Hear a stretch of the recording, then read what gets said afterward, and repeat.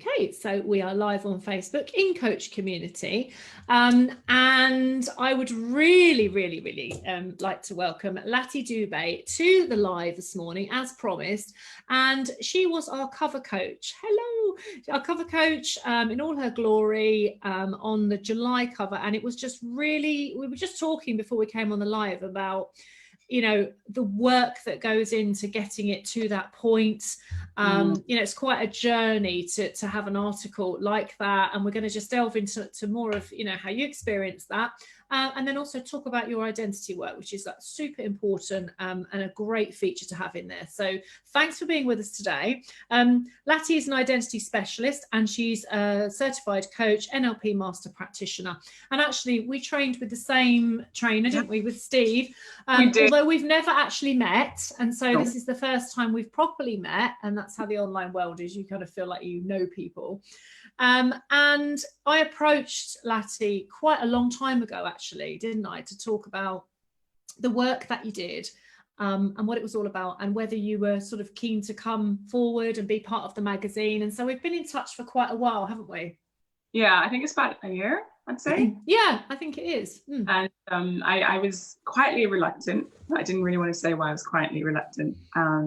And obviously all of that came out in the article as to like why. And then when you approached me again this time, I thought, okay, it's time, and I feel that I can do it. I had no idea what to expect. So I was like pushing work to the front. And then you were like, it's an identity piece, love. Oh, we need a bit of you. And I'm like, This is right, yeah. But I think it was really beautiful that you talked me through it, and it was the tears, and it was everything that needed to happen just to kind of write the piece. And I think when I saw the finished product, it was like, what?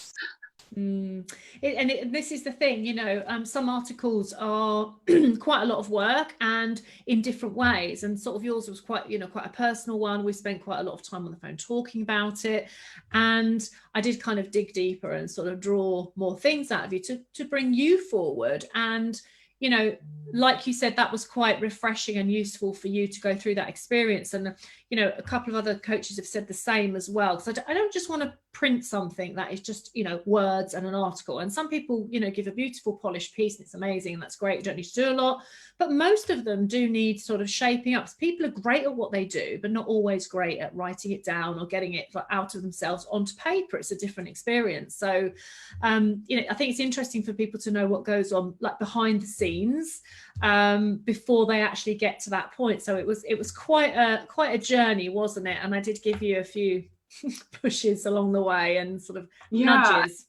So because we haven't met, you always kind of think, oh, you know, can I? Oh, and you're always in that place of I don't really know, like what flavor is she about? And I've read the magazine, and you have such varied articles, and it's different every time. It's not like the same. It's not bland. There's all sorts of different things. So I didn't want to do a disservice to what you were offering. I think it was when we had that first call, and there was like laughter and tears and everything in the call, and I thought, oh, great, she's on the level. This will be fine.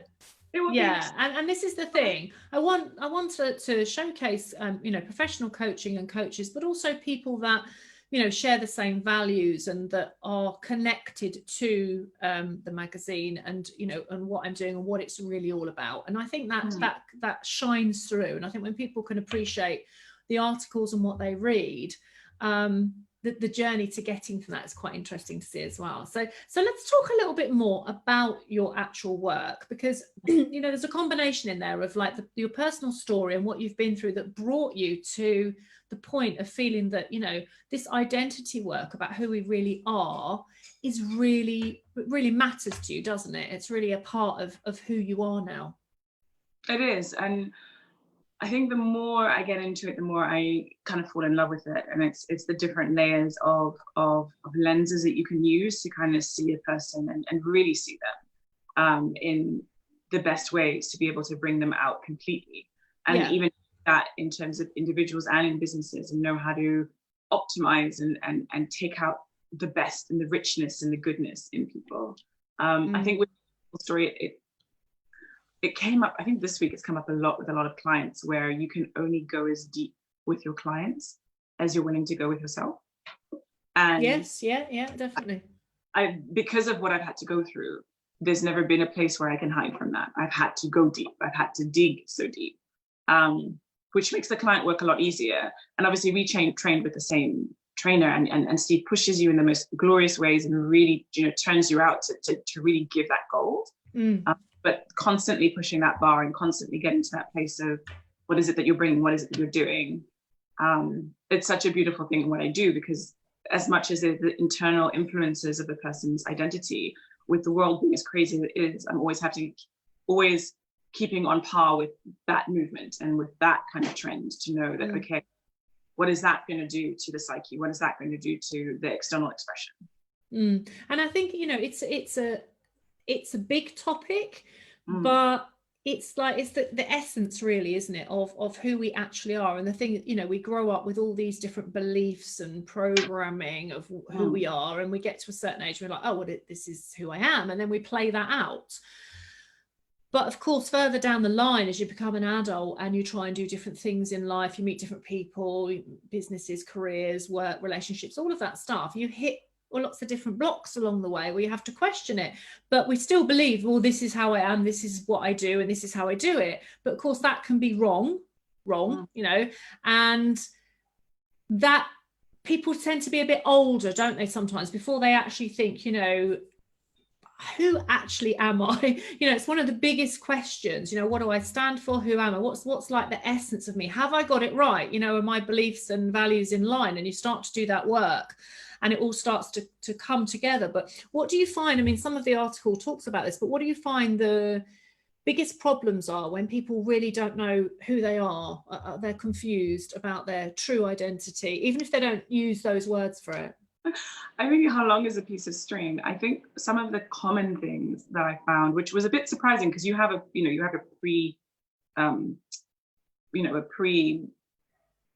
was it not a preposition? Perception. But a pre-perception of, okay, I'm going to do this work. This is roughly what I realize. You know, the big going to be. This is roughly where the challenges are going to be. And I did a maths and finance degree, so I'm obsessed with figures. So as much as I love the kind of the work I do, it's very data driven, and I churn and change a lot of what I do based on data, and it needs to be data. Otherwise, I can't really move forward. So with a lot of the client programs, it's that review at the end where you sort of see, okay, where's the trend? What's going on? How does it fit? What's going on? And the thing that has shocked me over the time I've been doing work is that, you know how everyone says, oh, fear of failure. That's really kind of what, you know, governs who I am and runs where I'm going from. And surprisingly, the biggest fear, the one that really gets most people, is the fear of success and the fear of their potency and the upper limit of what they can achieve. And that holds them back more than the fear of failing. And that's so interesting, because as they're in that space, they're calling it the fear of failure, saying, oh, you know, it might not work, and oh God, and all of that stuff. And actually, it's like, it sounds to me like what you're saying is that the truth of it is that it's the opposite spectrum. And they might actually be scared to succeed and be like really sort of move forward. And why do you think that happens, Lathi? Why? Because the thing is, it makes sense. Obviously, you probably remember when you did the language module in coaching, there was the away from language one. the away from language and the towards language, right? And that's when I kind of, when you're doing the data, and one of the hardest sessions I do with clients is the initial, because I want to get the heavy stuff out of the way. You know, there's laughter, there's tears, but it's the heavy one, because you need to do that heavy lifting first, because that's the one where the most fear and everything's attached. And from a lot of the clients, which is something that was super interesting, is that you can see that it's not that they don't know what they want, because they do know, end goal. Yeah, people always know, don't they? What they know that, you know what, I want to build an empire, I want to be on magazines, I want to, you know, do X, Y, and Z. And they whisper it when they say it to me, because it's almost as if, how dare I want this? And you sort of sit there and you're waiting for the away froms. You're waiting for the, oh, and I don't want this, and I don't want that, and I'm scared of this, and I'm scared of that, and they don't come. But they'll say, I think it's fear of failure, because that's kind of what they're sort of taught by society, by other people. That's what they're fed, yeah. And they think, okay, this is why I'm stuck. And I have to sort of say, okay, let's look at your language. Let's look at what you're saying.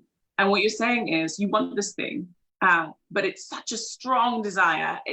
For it to even come out of your mouth hurts, because you think it's heavy, because you sit there thinking, I want it, but I don't know how to get there.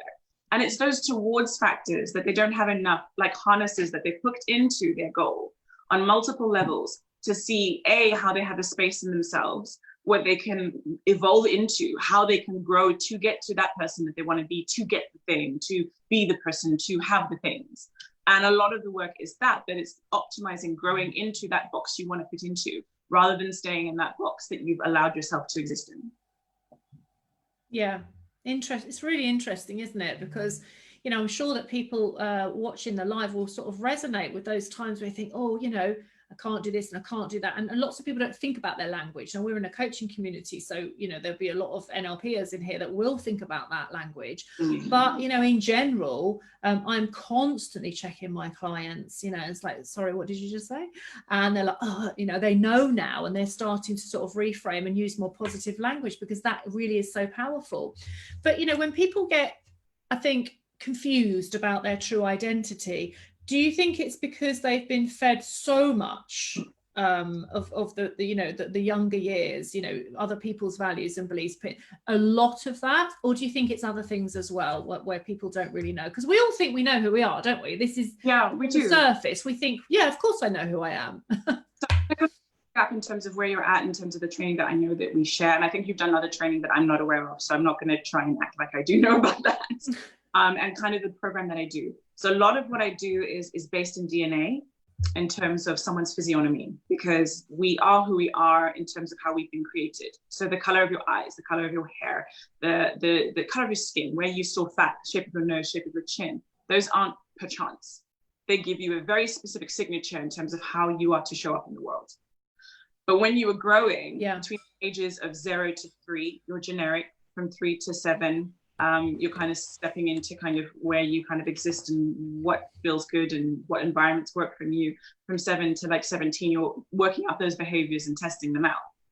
So during those different times, there's certain things that are set. So the environments that you thrive in, that's not something that you can change. You can have parents who are super, super organized and need things kind of in a box, and you're just a very organic person. You need to kind of be around nature, and things need to kind of just evolve around you, and you don't need that order and structure, and it drains you. To be, and you don't know that when you're young, do you? You don't know what you need. You just know where you are. I'm fighting with my parents. They don't get it. They don't understand. And parents thinking, oh, this child, like, why are they so different from me? And it's inherently that's you. That's where you thrive. Yeah. Where the discrepancy comes in is that you keep telling yourself certain things because that's what's got you down the road of life. You can be going down the road of life with a flat tire. You can be going down the road of life with the wrong fuel in your engine, but you're like, I'm moving. So as long as I'm clunking down somehow, you don't know that it can be better. You don't know that it can be easier. But you do know that it's a bit uncomfortable, a bit slow, a bit sticky, and you've you know, we always have a sense that things could be better and tend to kind of push that away. So what I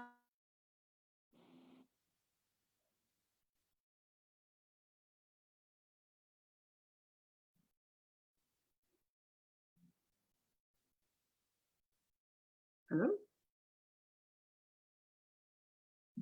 Hello? Hello?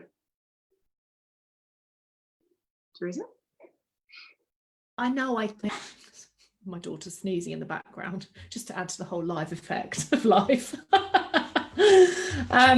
So yeah, just saying that, you know, there's it's still that construct of you sort of believe who you are, and you get stuck in all these patterns, don't you? So do you help to kind of deconstruct that to start with? Because I would imagine that's very, very powerful work, because, you know, when someone believes they are what they are, and then kind of deconstructing that and rebuilding the true identity can be quite a dramatic process, or it is. not? Yes, because of the fact that it's rooted in DNA, it's very quick. So even the implementation is very easy, because I'm not telling someone something they don't know. They would have suspected that they might have tried to do something the right way, but because either it annoys their parents or their partner or their colleagues, they think, no, this is what you require me to do, and they do that. And it's against who they are. They're not honoring themselves. So when you explain to them, this is how you've been existing, and this is the way you've been driving, but you put a drunk person in the driver's seat, and that's okay. It's got you this far. Let's honor that. Let's accept that. But we're going to take this person out of the driving seat because they're not good for you. And we're going to put the right person back where they should be. Right. And how this person operates. This is how this person works. Go and test it for a week, and we'll have a conversation about it. And what is something that is amazing with the clients is that they'll come back, and my upper limit or expectation of where I think they might be is always sometimes too high or too low, but I love when it's too low from what I expect them to integrate, because it's so part of who they are. They're like, I tried it this week and I've had so much energy and I've done this and I've got this client, and then there's all sorts of things that have come from it, because they have this little piece of themselves that gives them flexibility, that they can communicate authentically to someone else and say, you know, this is the time I would need this to be done. This is the when you can get the best out of me. This is when this works best for me. And this is how I do it. And I think we always have that misconception that people are very rigid and they're not willing to kind of play ball. But if you have that set in yourself and you know that this is how I work, this is how I do things, you know, can we find a way, a common ground to honor that? So you can honor them and you can honor yourself. It's such a beautiful thing. And the ripple effect of that, which has been really something that I've marveled at, is that when you give someone permission to be them, they give other people permission. And then other people are sitting there thinking, but you're so easy with this and you're so comfortable with this. And it's just that self-knowledge that just, you know, expands in their world, in their family, in their community. And it's powerful. It's such a powerful thing. Yeah, and I guess it's, again, you like me will do probably, you know, a lot of values-based work, and like, you know, what's really important to the person, and, you know, what do they really believe about themselves. So kind of like sifting out like the untruths and your actual truths. And like you say, it's powerful. You know, when people change, sometimes other people don't like that. So have you discovered that with some of your clients, that they'll fall into their true identity and be better and stronger, but other people don't like that, because then it's like, well, I don't know who you are now, and now I have to be different too. So there's that side, isn't there, as well? With the sessions I do, because that's always a side effect, it would be a disservice for me to do the work on them and send them out unprepared. So I do a lot of work around the closer relationships and the closer work partnerships, so they have the flexibility to know how to handle that and how to invite them into the new them. Because it would be too much of a shock that they, you know, they invest this money, they do what they need to do with this, and then all of a sudden it's like, whoa, I'm finding life easier, but everyone is finding it hard because they don't know what's changed. They don't know what's happened. They can see it, but they're suspicious of it. So it's really about understanding that from what they say about their partners and their clients, I can extrapolate key things about that person's identity and kind of say, okay, this is the best way to approach that in terms of discussion. And this is the best time to do this. And this is how you need to discuss this. And it's been really positive overall, because it's given a lot of space in very like strained relationships, because obviously no one likes. So if you're saying to like a life partner, you know, once they've gone, you know, either husbands or wife gone through a program, it's been very much, oh, okay, so this is how you can communicate this, and this is how you'd have to do this, and this is how you'd have to kind of work around that, because you don't want to mess with the flow and completely damage something. No. And people don't like change, do they? I mean, you know, if like, you know, you've got a partner, you change and I don't, then that's not great in our relationship. And of course, if you're going to be different, for instance, then that means I can't be the same as I was before. And so there is that integration as well. So like you say, there is a ripple effect of that work outwards. But I guess the core of it is that people can find their true kind of congruence and be happy to actually be who they are. Because I think, you know, in life, people hide a lot of things and tuck things away, like that dusty old carpet with sweep stuff under it, and we think, oh, I don't, you know. And then as you get further down the line, you think, well, that's not relevant anymore, don't need to talk about that. But actually they're all parts of you, aren't they, that need exploring and kind of dusting down, I would imagine, shaking off and bringing back together again. And, you know, it's so interesting, the longer I coach, the more I see that people are just not their true selves, and really need. That's why the values work to me is the backbone of everything that I do, because as soon as they realize what's important and why, you can actually then realize what's not important and why, and you can make some changes. So I suppose everything that moves around in the coaching space is all about congruence and alignment and getting where you need to be and being who you are. So the fact that you've, you know, brought it out as a beautiful niche like this, and I just thought, you know, with everything going on in the world as well, identity, you know, how people identify, what's important to them, like you said, how they look, the color of their skin, their culture, background. There's so much around identity that I really wanted to raise people's awareness about that in this article, to start thinking about, well, who am I and how do I relate to myself and how do I relate to others? And what do I actually think of others, you know? And I thought it was just really almost like very topical with everything we've been through in the world, with the George Floyd situation, with how people are trying to make themselves far more aware and educate about identity and what it means and what it doesn't mean, actually, you know. So I think people get the word mixed up. People fling a lot of words around, don't they, in this world? And it's just, yeah. So, I mean, it's fascinating talking to you. Where can people find you if they want to learn more about this? Obviously, the website is in the article as well, but where do you like to be found online, Lathi? I think LinkedIn and Facebook, people can ping me a message if they want to sort of discuss or find out kind of a little bit more.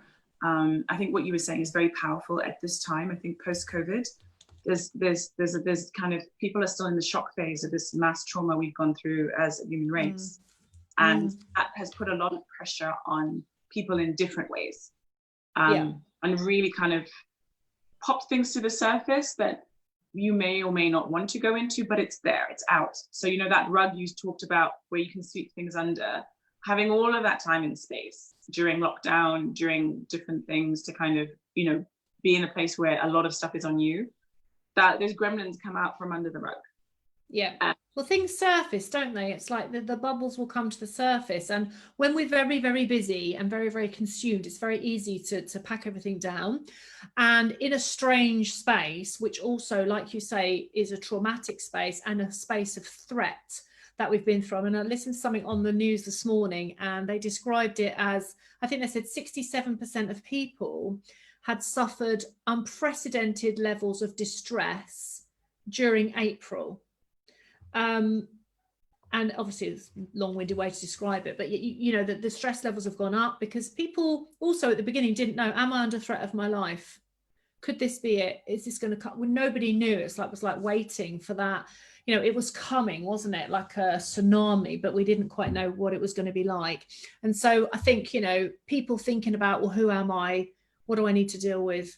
What do I really want to do with my life? Again, like I say, it was a really pertinent subject, which is why I chose it and invited you as well, because I think it's, you know, super important at any time, but especially, like you say, during the times of difficulty, because that's when you go inward and you say, well, you hear people say, oh, I don't even know who I am anymore. I don't even know what I'm doing, you know, and the bubbles come up to the surface. People don't know what to do with it. So yeah, love the work you do. Thank you so much for all the effort that you put into the article and for being brave enough to put yourself out there, because, you know, the other thing as well is what I like to do is showcase different kinds of people, not always the people that are, you know, front and center online and have massive audiences. It's not all about that marketing piece. It's about, you know, really showcasing people that would not have done that before, like you weren't too keen, and it makes a difference to you. Do you know what I mean? And that's the whole thing about like collaboration and working with people, so that you get a bit of that ripple effect out of what I love doing. So that's important. So thank you for that's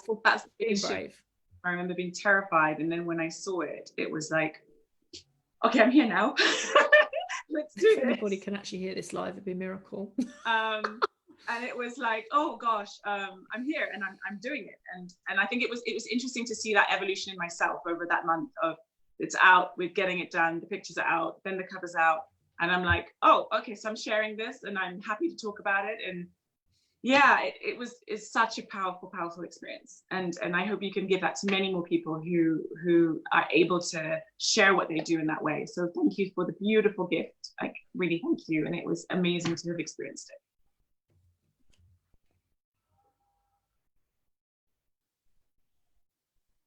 Teresa? Can you hear me? Yes, I can hear you. Is anybody there? Hello? Hi, Lathi. Sorry, I've got the most horrendous internet problems this morning. I do apologise. I really hope that people are, it's not too glitchy for watching. But yes, I definitely got the gist of what you said there. And, you know, positive experience all round. Thank you so much for coming live with us today, and, you know, letting everybody see who you are and what you do. So I'm sure we will speak again. Definitely. And take care of yourself, and good luck with everything you're doing. And once again, thank you so much for being our cover coach. Thank you. Have a good afternoon.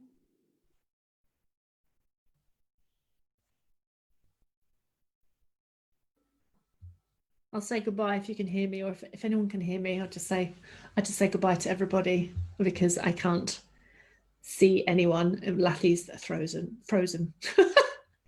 Take care. Oh, she's gone anyway. Anyway, lovely to see you all, and I hope you've really enjoyed the magazine for July. Love to get your feedback, and if you are a coach who's interested in featuring, I've had lots and lots of pieces come through, so thank you very much. Please bear with me, it takes time to get through them all, and we've got the brand new coach website coming soon as well, end of summer. So till I speak to you all again, take care and have an amazing week. Bye everyone.